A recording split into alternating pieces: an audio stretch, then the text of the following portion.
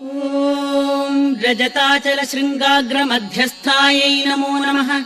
हिमाचल महावंश पावनायै नमो नमः। शङ्करार्धाङ्ग सौन्दर्य शरीरायै नमो नमः। लसन्मरगद स्वच्छ विग्रहायै नमो नमः। महातिशय सौन्दर्य लावण्यायै नमो नमः। शशाङ्क शेखर प्राणवल्लभायै नमो नमः। सदा पञ्चदशात्मैक्य स्वरूपायै नमो नमः। वज्रमाणिक्य कटक किरीटायै नमो नमः। कस्तूरी तिलकोद्भासि निटिलायै नमो नमः। भस्मरेखाङ्गितलसन्मस्तकायै नमो नमः। लसत्कनकताटङ्गयुगलायै नमो नमः। विकचाम्भोरुहदललोचनायै नमो नमः।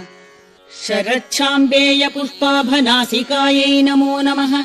मणिदर्पण सङ्काश कपोला